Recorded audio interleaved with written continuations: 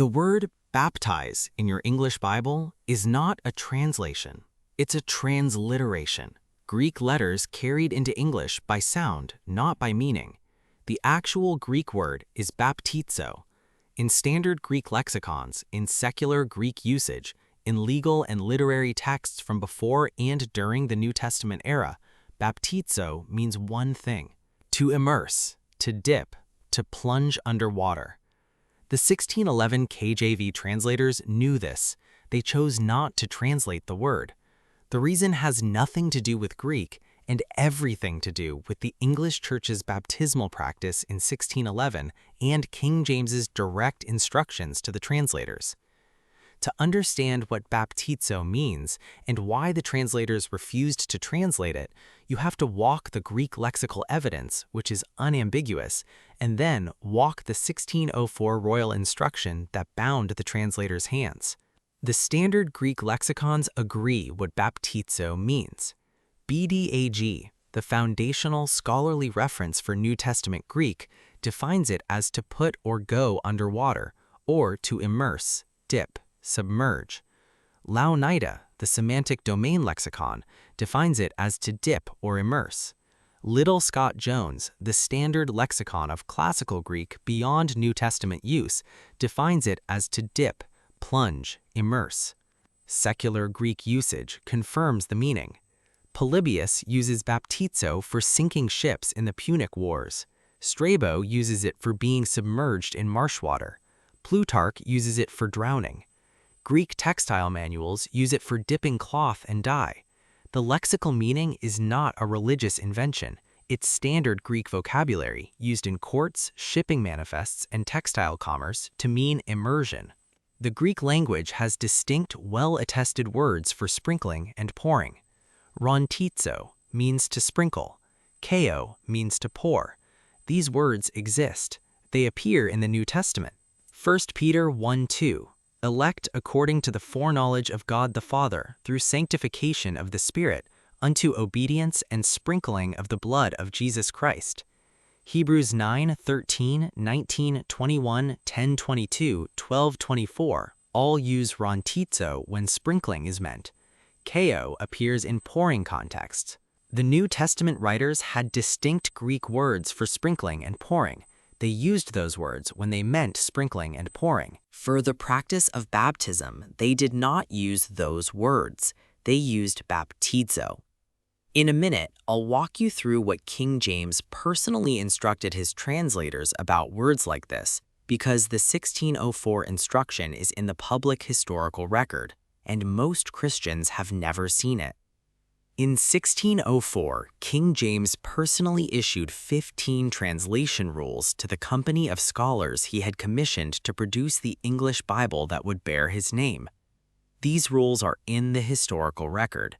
They appear in the standard scholarly editions of KJV translation history. They were not theological musings. They were binding instructions that bound the translators throughout their 7 years of work. Most of the rules concern textual base, style, and procedure. Rule 1 specified that the Bishop's Bible of 1568 would be the base text the new translation worked from.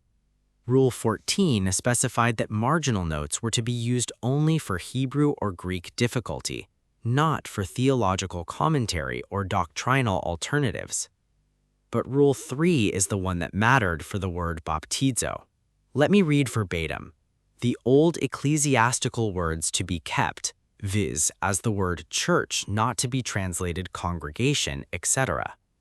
That is the exact text of Rule 3.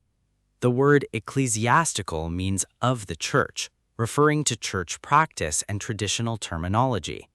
The example given is the Greek word ekklesia, which Tyndale had earlier translated as congregation. Rule 3 specifically forbade that translation. Ekklesia was to be rendered church, the traditional English ecclesiastical word, not congregation, which would have implied a less hierarchical ecclesiology. The same rule applied to baptizo. The traditional English ecclesiastical word was baptize, a transliteration of the Greek that did not specify the mode of administration. To translate baptizo to immerse would have implied that the Anglican baptismal practice of sprinkling and pouring was unscriptural. Rule 3 prevented that translation. The word was transliterated rather than translated. The denominational neutrality of the English word baptize was preserved by royal instruction. The KJV translators were not deceptive. They were following a binding rule issued by their king. King James himself was the head of the Church of England and personally committed to the Anglican baptism practice. The translation choice protected the ecclesiastical practice.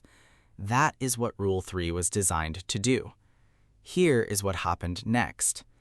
Every major English translation produced after 1611 inherited the transliteration.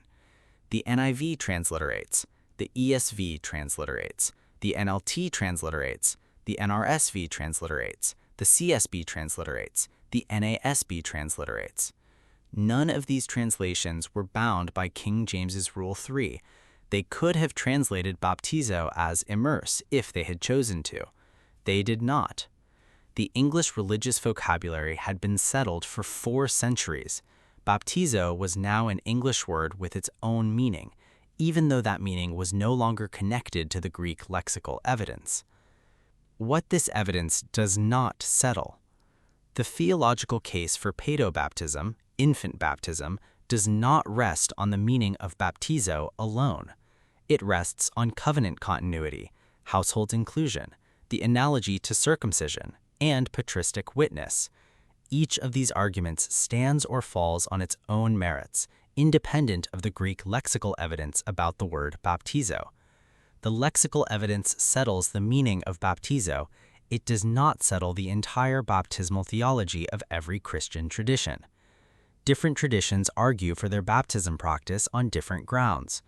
What the lexical evidence does settle is that the English word baptize is hiding a specific Greek meaning, and that hiding was a deliberate translation choice in 1611. If 3 weeks of translation analysis reframed how you read your English Bible, the next arc pivots from word choice to grammatical choice. There are passages where the Greek grammar permits multiple translations, and the choice isn't a vocabulary question. It's about how the Greek author structured the sentence, and English translators have been quietly making that choice for you for generations.